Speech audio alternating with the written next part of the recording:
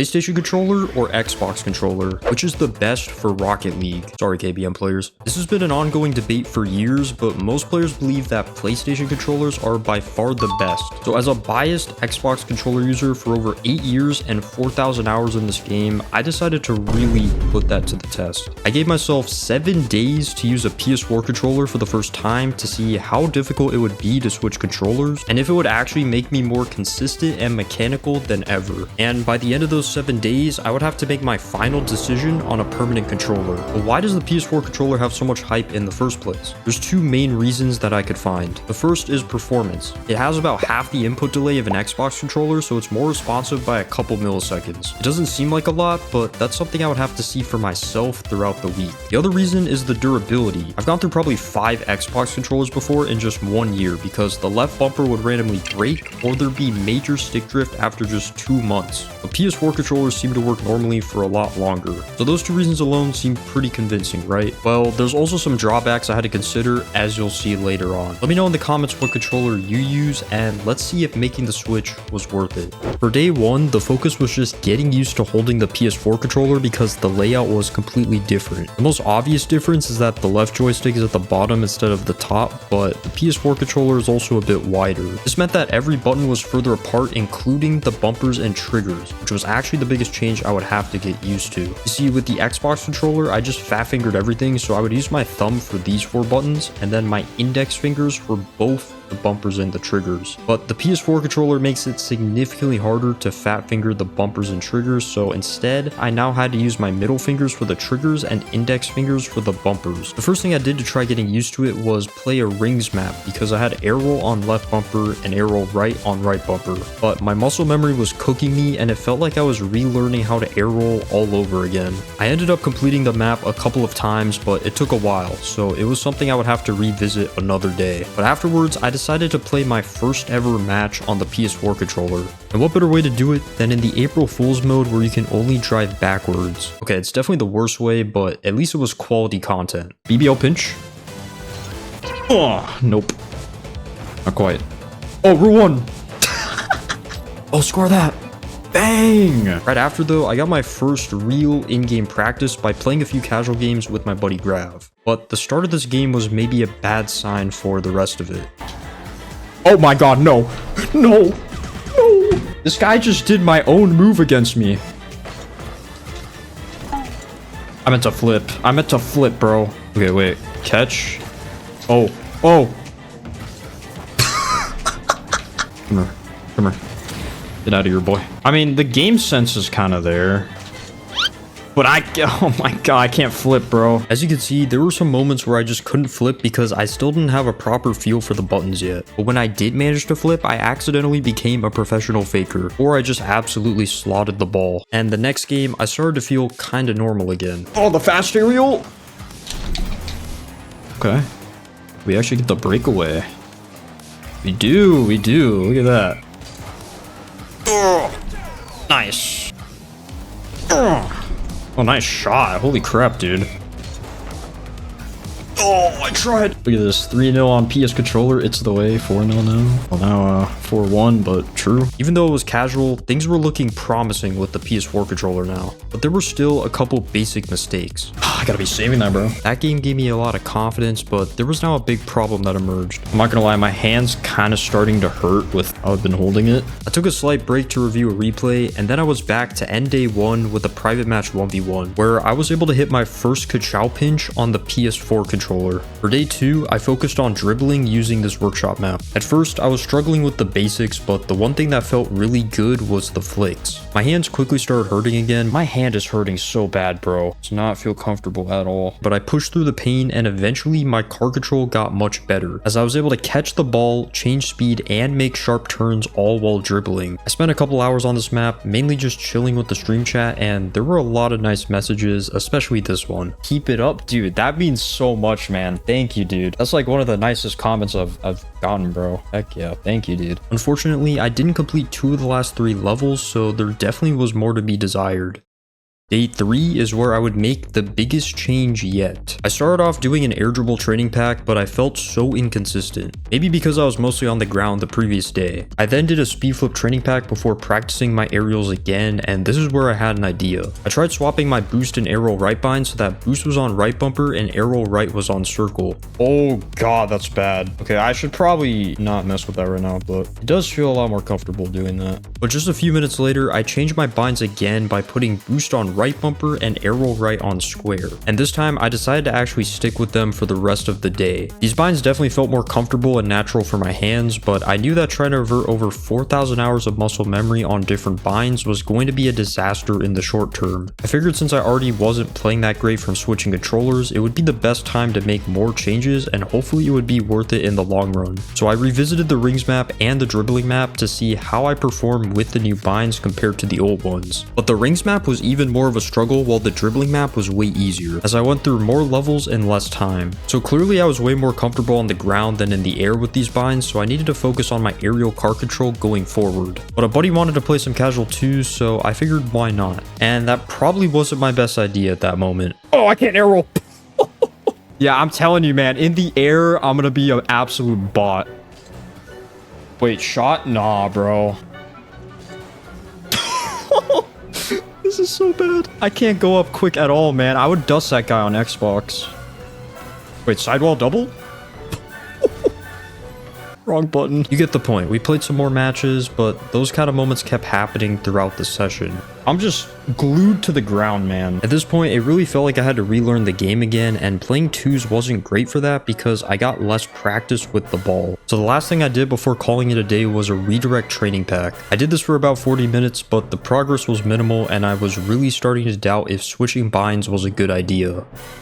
Day 4 started off different than usual. I played a rank session with my RLCS team for a couple hours, but to make sure I was locked in, I didn't stream it. So unfortunately, I don't have any footage from that. I was using the new binds while we were playing, but by the end of the session, it still wasn't clicking. So I knew that if I kept sticking with these binds, it was going to take way too long to get used to them. So right before streaming later that day, I decided to go back to my original binds with boost on circle and aerial right on right bumper. And miraculously, it only took about 5 minutes before I was comfortable with my old binds again, as you can see with that shot right there. It just goes to show how much muscle memory I really have with these binds and how hard it was going to be to change it. Anyways, my practice for today consisted of about an hour of free play and some non-ranked 1v1 matches here and there. And these games felt a lot better.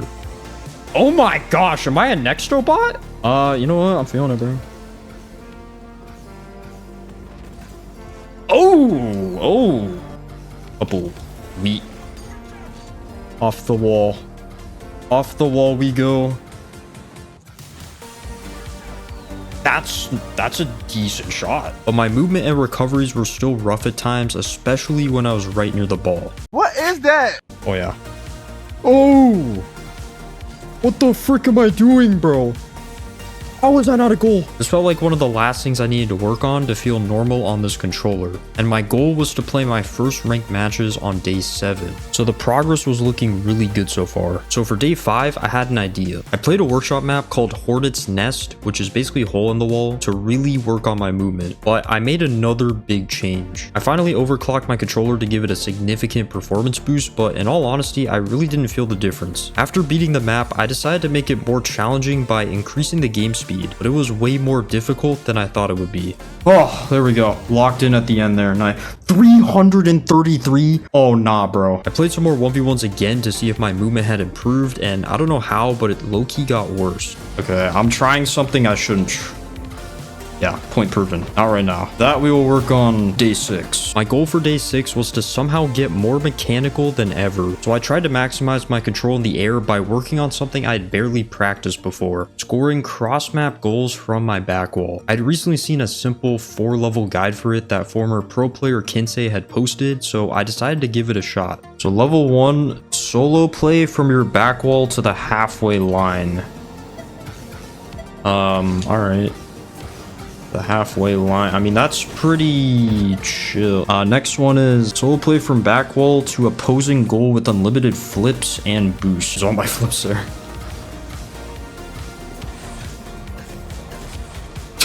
This is kind of fun. Yo, that's kind of fun, dude. Level 3. So there's 4 levels in this thing. Solo play from your back wall to opposing goal with only unlimited boost. Okay. You know what? Let's try to score from the back wall, and then we can try to score from corner after. Oh! No, don't touch it again. No! See, that's perfect. That's just gonna go in. We don't even need a reset or anything, bro. Unfortunately, I couldn't do level 4 because it kept resetting to unlimited boost. But I still kept practicing level 3 for a while. My setups were very inconsistent though, so I watched a Squishy Muffins video that helped a ton. I figured out that the key was this flip cancel right here. So after a couple more minutes of attempts, I started to cook. Something like that? I don't know. Alpha boost. Oh my gosh. Okay, well, I couldn't follow the ball fully, but yo. That was sick. That was sick, dude. And it seemed to instantly carry over into free play because I was hitting some pretty nice shots. Oh my god. Okay, first try, including a double reset, which was one of my goals for the day as well. With all the practice from these first 6 days, I was hoping that I was now fully ready for my 2's placement matches going into the final day. With my MMR being at GC1, which is lower than usual for me, I figured these placement matches would be pretty easy, and it definitely started that way. I'm cooked. Oh! Shot. Nice. Let's go, baby! GG, 3-0. But I quickly realized I wasn't as ready as I thought I was. Terrible touch out of me. That actually might be a goal. Yeah. Oh, that's tough. Okay. I'm down to go next. Ooh. Yeah, I'm not gonna lie, bro. I'm not even looking like Celtic Shaq. I'm looking like Suns Bradley Beal. What is that touch? I'm so sorry, bro. Wow. See, that's like the level of minor control I just don't have right now. Holy frick, man. You see what I'm saying, though? Like, I can't even move my car properly in these close quarter situations. Like, bro, what is that? What is that? I went exactly even on my placements, going 5 and 5. It just goes to show that you can practice all you want, but doing it in-game is completely different. Point proven. I continued to struggle after the placement matches. Guys, I think I suck. Brother, I'm telling you, dude, I feel like a bot. But I was about to really get tested when I received a special request. Grav had asked me to help him finish his final 3 placement matches. I definitely wasn't the most reliable guy to ask at that point because Grav was nearly at GC3 MMR. But I was up for the challenge, and the outcome of these games surprised both of us. Try to bump up. Nice beat. Oh.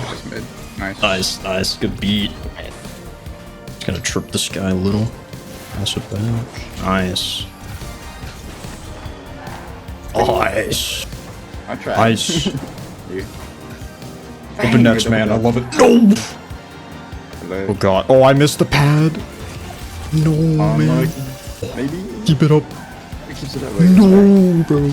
The first game honestly wasn't too bad, and we probably would have won if I just scored this open net. We lost the next game by just 1 goal yet again, but with how close both games were, we knew that we could definitely win this last placement match for Grav, especially because it was a rematch of the last game.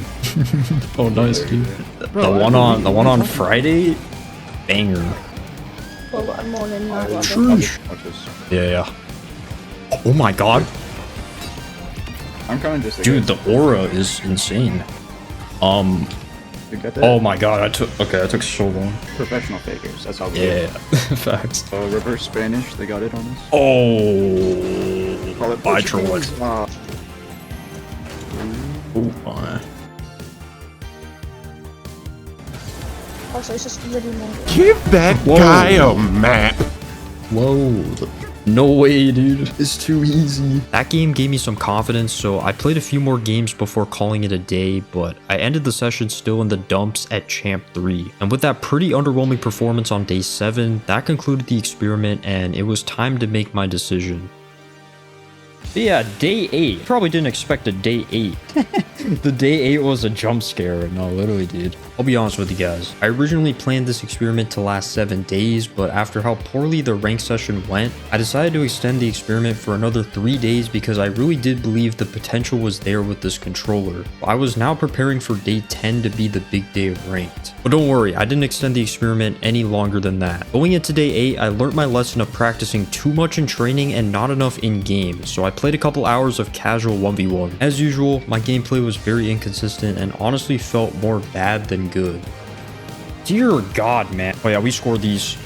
Holy crap, we don't score those. We are officially hashtag washed. Oh, even that. Yikes.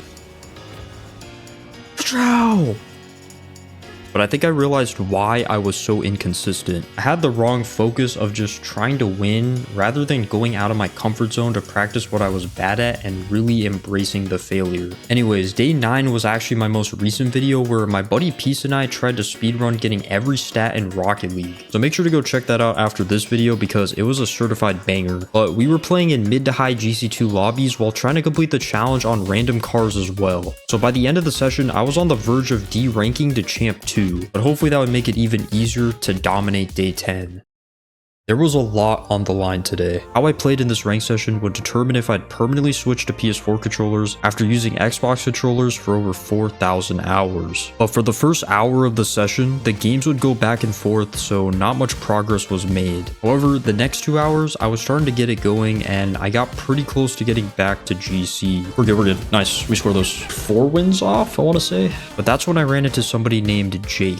He seemed like a pretty chill guy who was having his own struggles in ranked and was going through it, but there was a clear synergy that we had. So after we won this game, we partied up and it was the best decision I could have made that night. I got 4 hands, baby. Nice. Let's go, Jake. Ah, you're crazy, dude. What a pass. Wait. Okay, we're cooking right now, man. After a bunch of dominant wins, I was now potentially 1 game off of getting back to GC. Oh, dang it. I missed, dude. Ding. Ding farming? Wait, that's not a ding? Dude, my guy just got robbed of his well-deserved ding. Another ding? Dude, the whole lobby's ding farming. Nice. Oh, God. We're good. Jake's got us, man. It's the insurance, dude. Jake from State Farm. You'll love to see it. Oh, lovely bump. Can I pinch that? Just go in. Dude, the ding farming is getting ridiculous, man. Like, I'm not even trying to do that at that point. Got a Jake? Oh, let's go, Jake. W, Jake. Let's go, baby. As I said, that was AI. Oh my God. No, I got bumped. Yeah, that's so funny, dude. They didn't even try. Just like every rank up game I've ever played, I was 1 MMR off, but I hit this shot while we were queuing for the real rank up game, so I was locked in. Wait, double? Oh my God, double reset, double tap, boys. All right, that confirms it. PlayStation controller, obviously better. All right, that was just a joke. I didn't actually make my decision yet. But we got into a game, and it was time to see if I would rank up. But obviously this is... Oh, I trolled. I don't think he can score. Hey, he doesn't have enough boost. Oh. It really is just that simple. Reading the situation at hand. Beautiful. Let's say bet. I did that mid pass there. That's crazy. I like adding oh, I could have had that. I like adding chill people that I meet in ranked, dude. There's no way he's going for that pinch. Oh my gosh. That's so unlucky. Sponsored by them. What a ding. Oh, NT, bro. It's gonna go for the bump. That's so cringe, dude. Lovely. Oh my gosh. Jake, I feel so much pressure, dude. Oh, I'm sorry. Why did I miss that? Close. Wait, he thinks I'm gonna go for the boost. No. I meant to flip into it. Nice. Dude, Jake is the GOAT. Let's go. Wait. Oh, ka-chow. No. Oh, we're good. Oh, what the frick? What's going on? Jake go, nice. It's gonna go again. Good beat. Yes, let's go, Jake. What a game. The job wasn't finished though because I wanted Jake to get GC also, but unfortunately this is where we ran out of gas and lost 3 in a row. So we decided to end the session there, but it was a pleasure playing with Jake. Anyways, with the 10 days officially being over, it was time to actually make my decision. I definitely felt improvement at the end compared to the first day, but I honestly didn't feel better than I was with the Xbox controller. So did I actually make the permanent switch to the PS4 controller? Well, kinda. I'm still using it about a month later, but in all honesty, I still feel quite inconsistent on it despite it feeling more responsive than the Xbox controller. Some days I'll feel really solid, while other days I'll feel like I forgot how to move my car. I still recommend that everyone try the controller out for themselves because everyone's experience is different. Most people I've talked to told me they don't regret it and felt way better on the PS4 controller after just 1 to 2 weeks, while some people told me they were never able to get used to it even after months. But from my experience, I think it's safe to say that reverting over 4,000 hours of holding a controller a certain way is taking me much longer than I expected, mainly because the controller itself still feels uncomfortable at times. So maybe the PS4 controller just isn't the best for me, and perhaps the PS5 controller would be a better option with its different shape, but I'll probably leave that for another video. If you enjoyed this one though, I'd really appreciate if you could leave a like and maybe a comment, as it's the best way to support the video. Make sure to subscribe as well if you want to see more unique Rocket League content. As mentioned earlier, I stream most of this experience, so if you want to see stuff like this live, make sure to follow the Twitch. I'll have the link to that and everything else in the description. Finally, special shout out to all the YouTube channel members. Some more similar style videos are popping up on the screen right now, so if you enjoyed this video, I'm sure you'll enjoy those too. Thank you all for watching, have a good one, and peace out.